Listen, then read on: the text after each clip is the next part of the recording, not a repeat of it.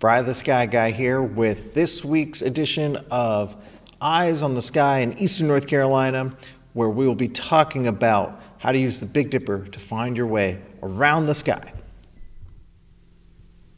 All right, so we start off on Friday, May 8th at 9 p.m., just when it starts getting dark out, and we're looking out west towards the setting sun. You'll still see some of that little twilight glow still going on there. It should be pretty nice.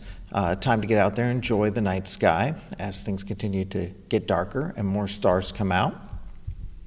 Now, what you'll be seeing initially are some of the stuff we talked about last time, where you have Venus, you have Sirius, that really bright star out there, and a few other bright stars in the winter constellations. You can see they're much lower in the sky than they were just a couple weeks ago. And the one constellation you'll really be able to see very well will be Gemini, with the bright stars Castor and Pollux there. So now let's change our perspective and start panning out towards the south. So as we start turning towards the south, looking more and more away from that setting sun, we can point out a few other things that will stand out quite nicely. The first bright collection of stars you'll see higher in the sky above you will be the Pirate Hook. And this, of course, makes up the constellation Leo, the lion, particularly the head and chest of the great lion. Now, that might be easy for me to find and point out, but there's actually a great way to get yourself to Leo. And this will require us to look up, even higher, almost right above us, and that will be the Big Dipper. So we have the 3 stars that make up the handle, the 4 stars that make up the cup. If you follow them right downwards, you will run right into Leo, the lion. So it's a great way to find that constellation, and a very good example of how you can use the Big Dipper to find your way around the night sky. Now, it gets even better than this. This is just one trick you can do. The next one is going to be also very useful and take you through a big swath of the sky. And what we'll do next is follow the handle of the Big Dipper. You can see the 3 stars that make up the handle, how they have this kind of arc to them. But we're going to take that arc and extend it out. And we arc to Taurus, the 3rd brightest star in the night sky. So very bright star, very easy to find off the handle of the Big Dipper. And again, you arc to Taurus, so very natural and easy.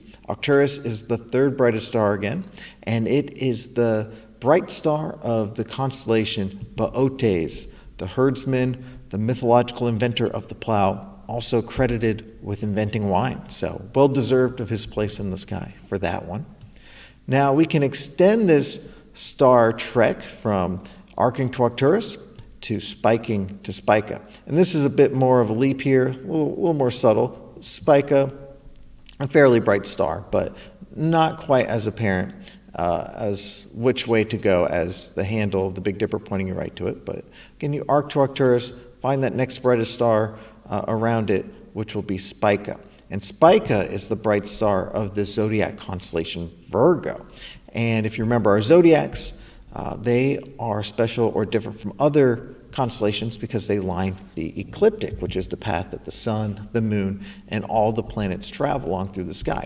And that's what makes this such an important star hopping trick to know, because arcing to Arcturus, spiking to Spica will get you right to the ecliptic so you can start finding planets. So we can do one more thing with the Big Dipper, and that's going to be to find the North Star. Now, a lot of people think the North Star, because it's such an important star, that it's also going to be a very bright star in the sky. Unfortunately, that's not true. The North Star, way down the list, about the 50th brightest star. So we're going to need some help to find it, and the Big Dipper is the best way to get us there. To do that, we will spin around towards the north to visit our northern horizon. And as we look towards the north, we see the Big Dipper. So the best place to look if you want to find the Big Dipper is towards the north, or if you're looking at the Big Dipper, you're also facing slightly towards the north. You might be a little more towards the northwest or northeast, but in one way or another, you're facing towards the north. And if we look at the handle of the Big Dipper, we see that arcing over to Arcturus. We see that bright star out there towards the northeast. But what we want to do to find the North Star is take these two outer stars of the cup of the Big Dipper, the two stars away from the handle, and all you do is just line them right up and follow them out and away, all the way to this one star kind of out there all by itself. And that right there is the North Star, the star Polaris, right at the tail end of the Little Dipper. So there you have it, the North Star. So knowing where the North Star is, it'll tell you a couple of things.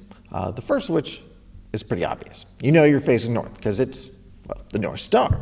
You can find something a bit more subtle and perhaps more interesting. You can determine your latitude, how far above the equator you are. And you do this by just measuring the height of Polaris above the northern horizon. So our horizon is essentially that point off in the distance where the sky meets the ground, or the trees sometimes, but it's just that point kind of off to infinity. And you look and measure from that height all the way up, and the angle you get will correlate to your latitude, how far above the equator you are. Now, all this works out because Polaris lies pretty much right on top of the northern axis of the Earth. So it's literally right above the point of the Earth that the Earth is spinning on. So everything seems to rotate around this star, and it never sets. And that will become very clear once I speed up time. I'll try not to make everyone dizzy. So we'll go at a nice slow pace here.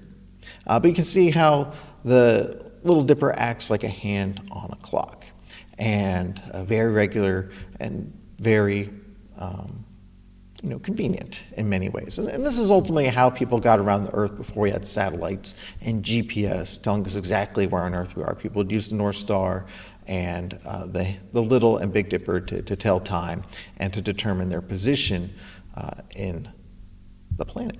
So pretty cool stuff there. And as we come to daytime, we'll go ahead and wrap this up for this edition of Eyes on the Sky in Eastern North Carolina. You all enjoy this week and get out there and keep on looking up.